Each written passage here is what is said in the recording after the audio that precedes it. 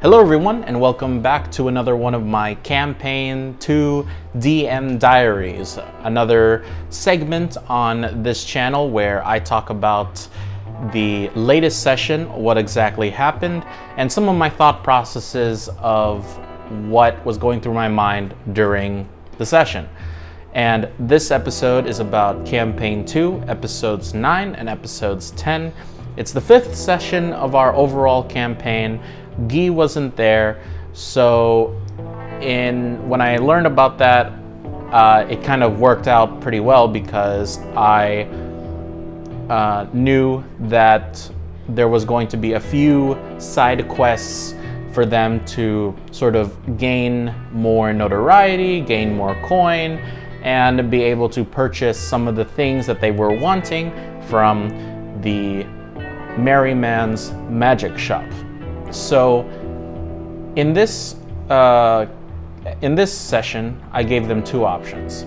So they had either option A, which was to test out new equipment in the industrial district, and the second option is a manhunt for a wanted criminal, and that was the one that they eventually chose. So to accept this mission, they went to the Firefinch Inn and met a dishonored knight, soldier, guard, however you want to describe it, named Sergei. And Sergei is a former knight that was protecting he was bonded to a nobleman. He protected him for most of his knighthood, and eventually they were ambushed while on their travels, and essentially he was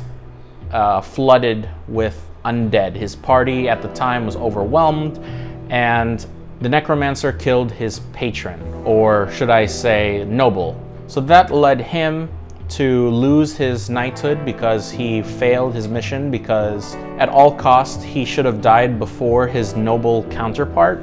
However, that didn't happen.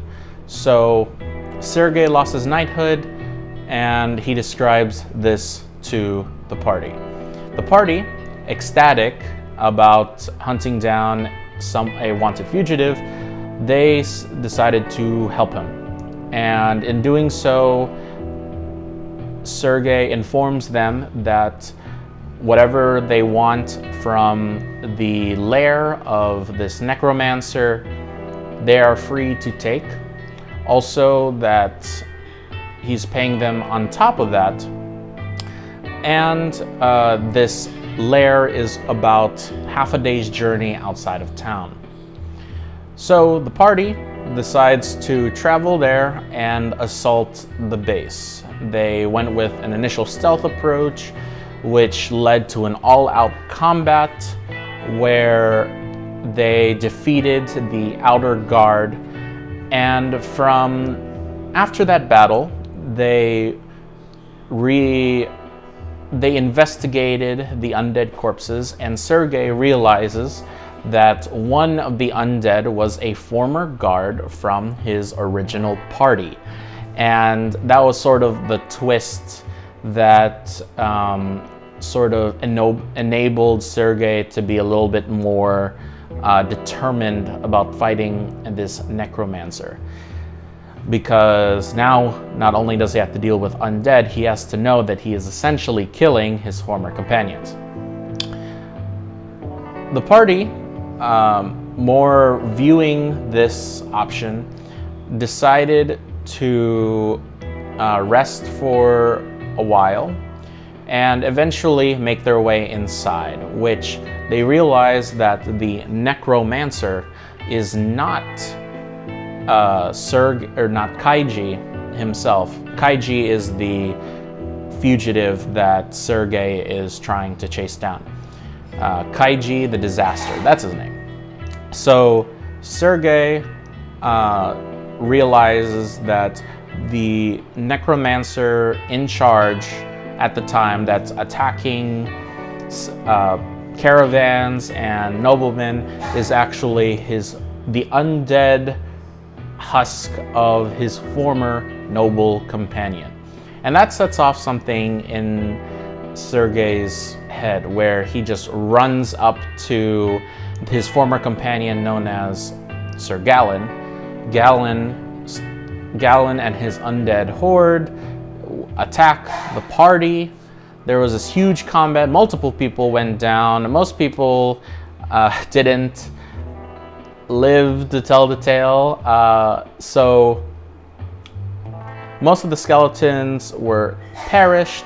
There was a lot of nat 20s. It was a huge climactic battle, and it ended with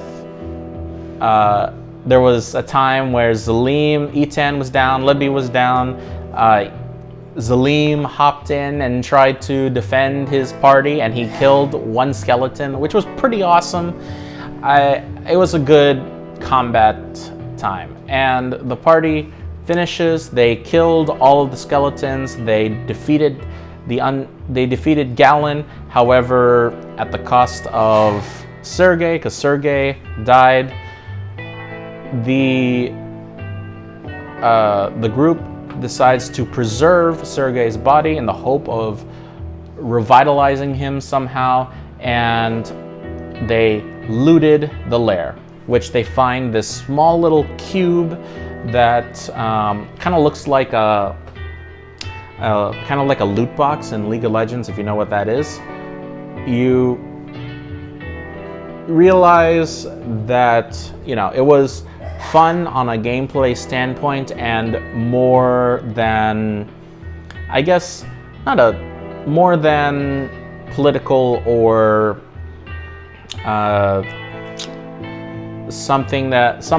more of what was before the previous session. The reason why I decided to do that is because I knew I wanted something a little bit short, something a little bit more, again, like a one-shot, and I wanted something a little bit, not mind-numbing, but a little bit more simple. You know, a manhunt is definitely one of the choices, and I wanted to introduce the idea of knights, because knights in this world is a social status that is sort of independent from any political organization.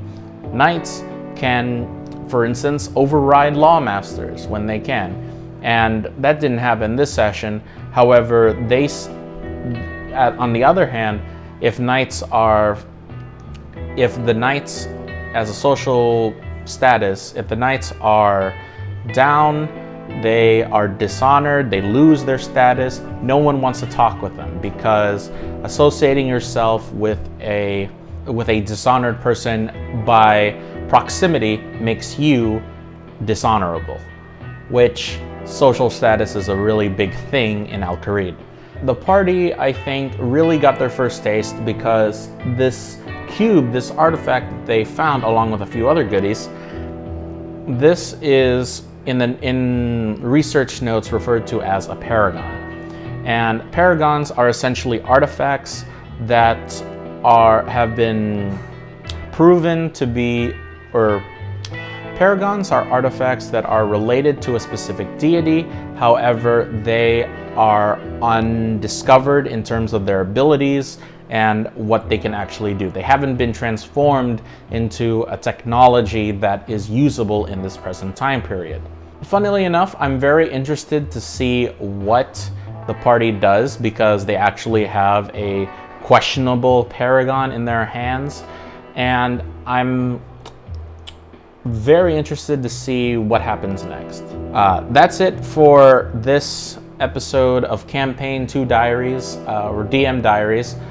I wanted to keep this a little bit shorter because, you know, it's a lot of combat, and I feel like making it a little bit shorter and more concise would increase the viewer experience just a little bit slightly. So hope you enjoyed this. If you did, please leave me a like. We're trying to grow our Twitch stream and our channels specifically, and hopefully in the coming months I can generate all the content towards that. So again, thank you so much for watching, and I will see you in the next episode.